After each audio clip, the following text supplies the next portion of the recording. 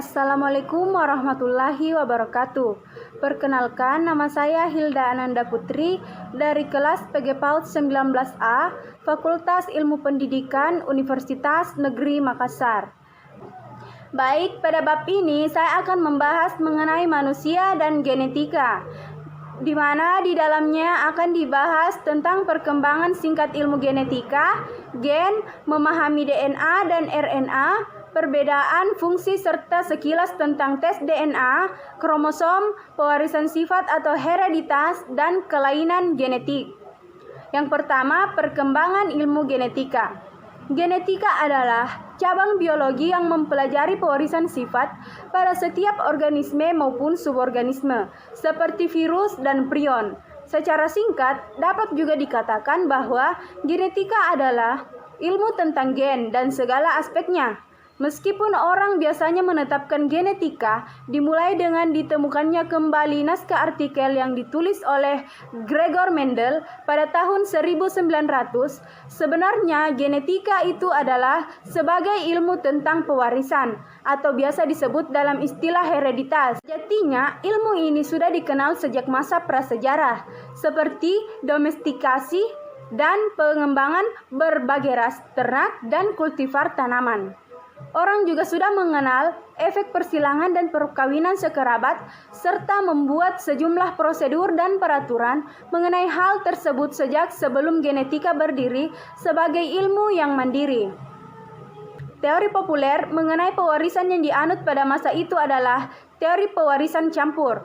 Seseorang mewariskan campuran rata dari sifat-sifat yang dibawa oleh tetuanya, terutama dari pejantan karena membawa sperma. Hasil penelitian Mendel menunjukkan bahwa teori ini tidak berlaku karena sifat-sifat dibawa dalam kombinasi yang dibawa alel-alel khas, bukannya campuran rata. Pendapat terkait lainnya adalah teori Lamarck. Sifat yang diperoleh tetua dalam hidupnya diwariskan kepada anaknya. Teori ini juga dipatah dengan penjelasan Mendel bahwa sifat yang dibawa oleh gen tidak dipengaruhi pengalaman individu yang mewariskan sifat itu. Pada masa genetika di era pra-Mendel, saat itu orang belum mengenal gen dan kromosom.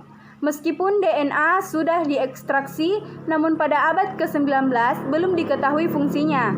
Saat itu orang masih menganggap bahwa sifat diwariskan lewat sperma.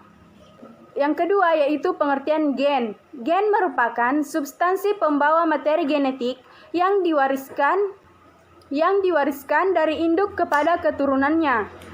Materi genetik tersebut meliputi DNA dan RNA. DNA dan RNA memiliki jumlah banyak. Berbagai jenis DNA bergabung untuk membentuk gen. Kemudian gen-gen tersebut bergabung untuk membentuk kromosom. Gen berfungsi untuk membawa informasi genetik dari setiap individu ke keturunannya. Jadi, informasi genetiknya itu disalurkan ke keturunan masing-masing individu. Sebagai contohnya, rambut ibu yang berwarna hitam diwariskan kepada anaknya. Selain itu, gen juga berfungsi sebagai pengatur metabolisme untuk perkembangan setiap makhluk hidup. Gen itu ada pula segmen atau lokus yang terletak di kromosom. Gen itu yang dominan disandingkan dengan huruf besar, sedangkan gen resesif itu disandingkan dengan huruf kecil. Yang ketiga, memahami DNA dan RNA. Semua makhluk hidup di dunia ini memiliki cetak biru yang disebut dengan DNA dan RNA. DNA dan RNA adalah rangkaian yang terdiri dari asam amino dan menyimpan informasi biologis di dalamnya.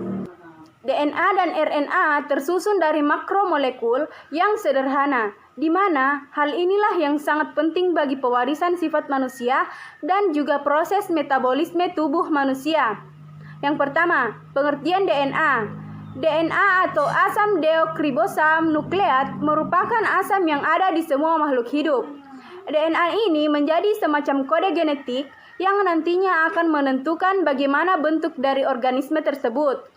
DNA memiliki kode untuk membuat RNA.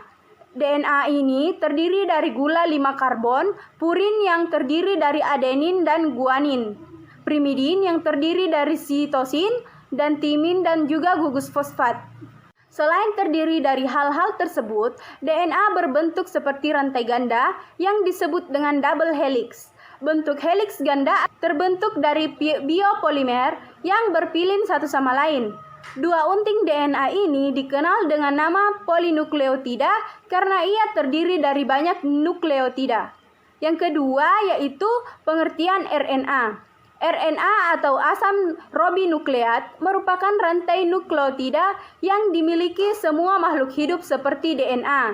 Hanya saja tidak seperti DNA yang bisa membentuk double helix dari biopolimer yang ia miliki. RNA tidak bisa membuat rantai ganda semacam itu. RNA hanya terdiri dari satu pita saja. Selain itu, RNA ini terdiri dari adenin, sitosin, guanin, dan urasil. Selain itu, ketika terjadi mutagen pada RNA, hal ini bisa mempengaruhi DNA.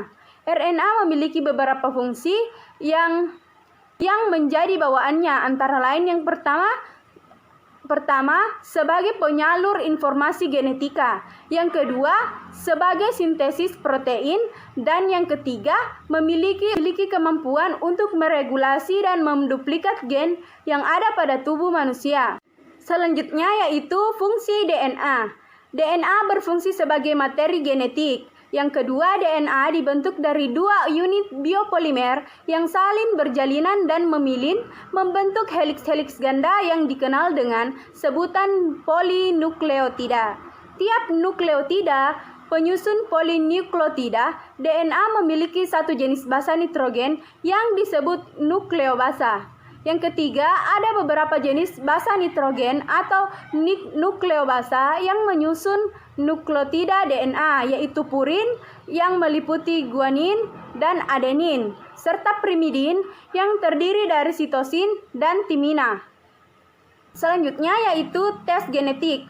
Tes genetik yang umum dikenal adalah tes DNA. Tes DNA adalah istilah kesehatan untuk serangkaian tes pada sampel kromosom, gen, dan protein untuk mengetahui perubahan dan kelainan dari komposisi gen seseorang.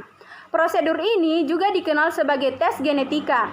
Salah satu contoh yang umum adalah tes genetik molekular untuk mendeteksi mutasi pada untai DNA pendek atau DNA tunggal. Hasil pengujian dengan analisis DNA menawarkan keunggulan dibandingkan pengujian lainnya karena DNA tetap tidak berubah dari konsepsi sampai mati dan biasanya sama di semua jaringan. Dengan demikian, analisis DNA dapat dilakukan secara definitif sekali saja dan pada setiap tahap kehidupan dan memberikan hasil yang sama dengan tingkat kesalahan yang minimal. Tidak semua orang akan memerlukan tes DNA. Tes ini akan menganalisis mutasi genetik pasien, sehingga hasilnya juga akan berpengaruh pada anggota keluarga pasien yang kemungkinan memiliki komposisi genetik yang sama. Selanjutnya yaitu memahami kromosom. Untuk memahami kromosom, berikut penjelasan tentang pengertian dan kelainan kromosom. Yang pertama yaitu pengertian kromosom. Kromosom adalah penebalan benang-benang kromatin ketika terjadi pembelahan sel. Kromosom tersusun atas asam nukleat dan protein. Kromosom terdiri atas autosom dan gonosom. Autosom merupakan kromosom yang berperan dalam menentukan bentuk-bentuk fisik dari sifat manusia selain kelamin. Sedangkan gonosom merupakan kromosom yang berperan dalam menentukan jenis kelamin. Kromosom itu tidak memiliki beberapa bagian yang berbeda. Bagian yang pertama itu adalah kromatid. Kromatid merupakan salah satu dari dua lengan yang merupakan hasil replikasi kromosom. Bagian yang kedua yaitu namanya sentromer. Sentromer adalah pusat kromosom dan tempat melekatnya benang spindle. Bagian dari kromosom yang terakhir dibahas ini adalah disebut kinetokor. Kinetokor sebenarnya adalah bagian dari sentromer. Benang spindle ini melekat pada kinetokor selama masa pembelahan. Benang spindle ini adalah bagian yang berfungsi untuk menghubungkan sentriol pada saat pembelahan sel dan untuk menarik kromosom menuju kutub yang berlawanan pada saat pembelahan sel. Selanjutnya yaitu kelainan pada kromosom. Kelainan pada kromosom dapat menyebabkan kelainan pada sistem-sistem yang menyusun tubuh, seperti kelainan pada sistem peredaran darah, kelainan pada sistem reproduksi, kelainan pada sistem ekskresi, kelainan jantung, kelainan kulit, dan kelainan pada hati. Ada beberapa macam kelainan kromosom pada manusia. Namun secara umum dapat dibedakan menjadi kelainan kromosom oleh perubahan jumlah dan kelainan kromosom oleh perubahan struktur. Kelainan pada kromosom dapat dibedakan menjadi dua, yaitu euploidi dan aneuploidi. Aneuploidi terbagi lagi menjadi sindrom Down, sindrom Turner, dan sindrom Klinefelter. Yang kedua yaitu perubahan struktur kromosom, yaitu yang pertama delesi, yang kedua duplikat, yang ketiga inversi, dan yang keempat translokasi. Translokasi ini terbagi lagi menjadi sindrom Cri-Du-Chat dan sindrom William. Selanjutnya yaitu pewarisan sifat atau hereditas. Dalam suatu pewarisan sifat suatu makhluk hidup, terdapat istilah-istilah seperti kromosom, gen, dominan, alel, dan lain sebagainya. Berikut adalah daftar istilah beserta penjelasan singkatnya. Yang pertama yaitu genotipe, merupakan sifat mendasar yang dimiliki tiap individu, di mana genotipe ini tidak terlihat dan sifatnya tetap atau tidak dapat dirubah. Umumnya, sifat genotipe dapat dituliskan dengan simbol, di mana setiap simbol akan diwakili satu sifat genotipe. Satu pasang genotipe umumnya memiliki sifat dominan dan resesif. Yang kedua yaitu dominan. Dominan merupakan sifat yang dimiliki oleh individu yang bersifat menutupi dan disimbolkan dengan huruf besar. Yang ketiga yaitu fenotipe, merupakan sifat dalam individu yang dapat dilihat oleh penglihatan. Keempat yaitu resesif. Resesif merupakan kebalikan dari dominan. Resesif merupakan sifat yang dimiliki suatu individu, akan tetapi tidak terlihat pada keturunannya. Hal ini dikarenakan sifat ini kalah dengan sifat dari individu lain akibat persilangan. Yang kelima yaitu intermediate, merupakan sifat yang dimiliki oleh individu yang dihasilkan dari penggabungan antara sifat yang berbeda. Biasanya, hal ini sering ditemukan dalam persilangan tumbuhan. Yang keenam yaitu heterozigot, adalah pasangan gen yang sifatnya berbeda. Dan yang terakhir yaitu homozigot atau merupakan kebalikan dari heterozigot, yaitu pasangan gen yang sifatnya sama. Pembahasan yang terakhir yaitu kelainan genetik pada manusia. Penyakit genetik atau kelainan genetik adalah sebuah kondisi yang disebabkan oleh kelainan oleh satu atau lebih gen yang menyebabkan sebuah kondisi fenotip klinis, atau dalam bahasa yang lebih sederhana adalah penyimpangan dari sifat umum atau sifat rata-rata manusia, dan merupakan penyakit yang muncul akibat tidak berfungsinya faktor-faktor genetik yang mengatur struktur dan fungsi fisiologis tubuh manusia. Berawal dari kelainan genetik dapat mempengaruhi dan mengakibatkan kelainan organ lain, di antaranya adalah kelainan pada hati, kelainan pada jantung, kelainan pada sistem reproduksi, kelainan pada sistem ekskresi, kelainan kulit, dan kelainan pada sistem peredaran darah manusia. Berdasarkan sifat alelnya, kelainan genetik dapat digolongkan menjadi yang pertama yaitu pewarisan alel resesif autosomal. Adalah kelainan yang bersifat resesif terjadi sebagai akibat pewarisan secara resesif yang hanya muncul pada individu yang homozigot atau yang memiliki alel homozigot resesif. Beberapa penyakit yang diakibatkan kelainan resesif yaitu ada yang pertama anemia sel sabit, yang kedua fibrosis kistik, yang ketiga galaktosemia, yang keempat albino, yang kelima fenilketonuria, yang kelima talasemia.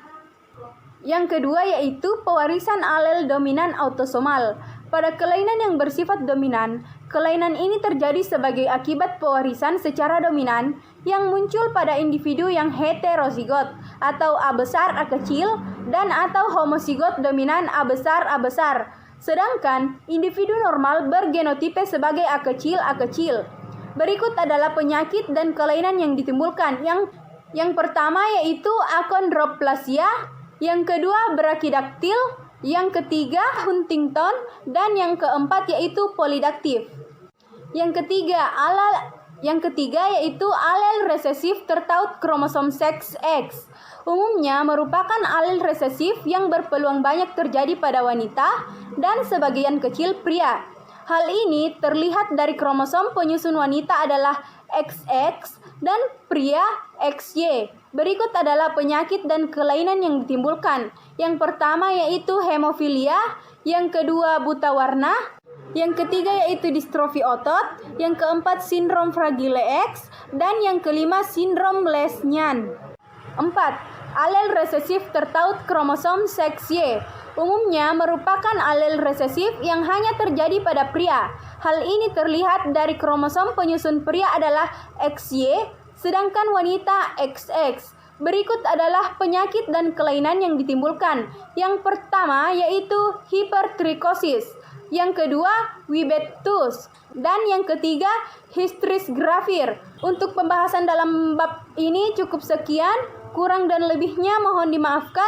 Billahi taufiq wal hidayah. Wassalamualaikum warahmatullahi wabarakatuh.